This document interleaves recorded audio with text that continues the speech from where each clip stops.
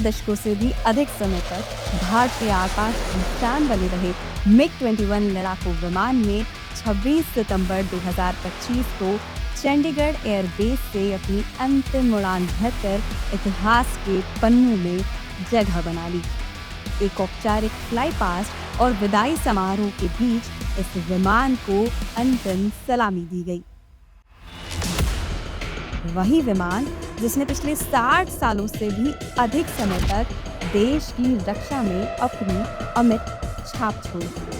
ये सिर्फ एक विमान नहीं था, ये साहस का प्रतीक था, अनुशासन की मिसाल था और देशभक्ति की उड़ती हुई परिभाषा थी।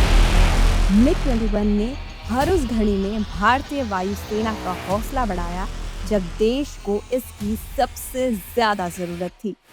यही कारण है कि इसे उड़ाने वाले वेटरन्स आज भी इसे भारतीय वायुसेना की रीढ़ की हड्डी मानते हैं। जब आखिरी बार इसे सलामी दी गई तो आंखों में नमी थी, दिल में गर्व था और होंठों पर एक ही देशभक्ति का भाव।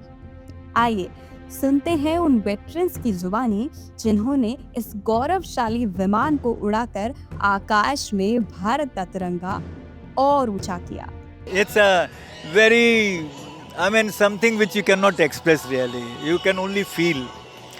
And we being men, we can't show our tears or we can't show our numb eyes, It'll take a long time to get out of this state of mind. देखिए, it's a very versatile, बहुत ही versatile aircraft है. सारे role it could do. combat में बहुत ही अच्छा जहाज है. Air to ground, air to ground में आप गनरी, रॉकेटरी, बॉम्बिंग. आप ये सोच लीजिए, हमारी एक होती है सालाना सब फाइटर स्क्वाड्रन की इंटर स्क्वाड्रन गनरी मीट हम लोग कहते हैं. जैसे आप लोग कंपटीशन करते हैं तो हम इंटर स्टेट होती है या कुछ ऐसे इसकी भी होती है. इसमें जितने मॉडर्न एयरक्राफ्ट हैं जिन पे बड़े वेपन सिस्टम है, जैसे Mirage 2000, Jaguar 23, 27 at that point in time, 8 या 9 इवेंट कुल होते हैं. उसमें से 4 या 5 MiG-21 used to win purely because the pilot बैठा था, वो एक कहता था 0 मीन्स 0-0, और वो जाके rocket 0 second out of time and 0 yard from the target. That is MiG-21. मैंने कम से कम 20 साल MiG-21 में सर्विस की है और हमारा कई यूनिटों में पोस्टिंग होती थी and we had a very nice stay. हमने कई वॉर जीते हैं इन्हीं के साथ. ये हमारी बैकबोन थी, एयरफोर्स की बैकबोन अगर थी तो मिग एयरक्राफ्ट थे. MiG-21 के बाद अभी आगे हैं हमारे पास मिराज है, राफेल है, हमारे पास MiG-29 है. अब तो हमारा देश खुद बनाएगा. हमें अब स्वावलंबी बनना है.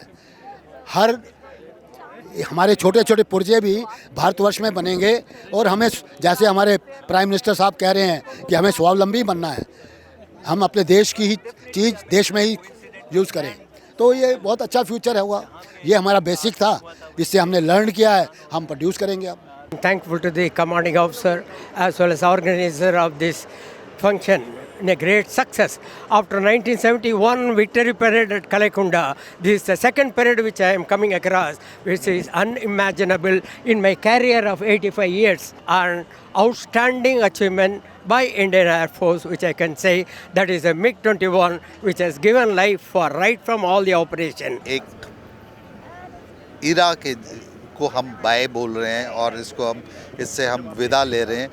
और जिन लोगों ने, मेरे जैसे जिन लोगों ने सिर्फ यही जहाज़ उड़ाए थे एयरफोर्स में, उनके लिए तो एक दिन है जिसमें कुछ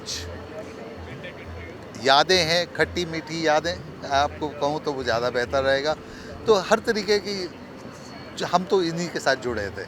ऐसा कोई डिफरेंस नहीं है कि नॉर्मल प्लेन और ये फाइटर एयरक्राफ्ट. हर एयरक्राफ्ट का एक पर्पज़ है. आप उस पर्पस को मीट करने के लिए आप खरे उतर रहे हो या नहीं, वो डिसाइड किया जाता है कि आप कौन सा जहाज़ उड़ाएंगे. आप में वो काबिलियत है कि आप फाइटर उड़ाओगे, आप में वो काबिलियत है कि आप वो उड़ाओगे, वो आपकी काबिलियत पे निर्भर करता है. तो उस हिसाब से हम लोगों ने, हमें चुना गया कि हम फाइटर्स उड़ाएं. हमारे कुछ साथी मित्र कुछ हेलीकॉप्टर उड़ा रहे थे, कुछ ट्रांसपोर्ट एयरक्राफ्ट उड़ा रहे थे. तो उसमें कोई वो नहीं है। और जिस काम के लिए हम लोगों को चुना गया, मुझे गर्व है कि हम लोगों ने टचवुड कोशिश की कि बखूबी निभाएं।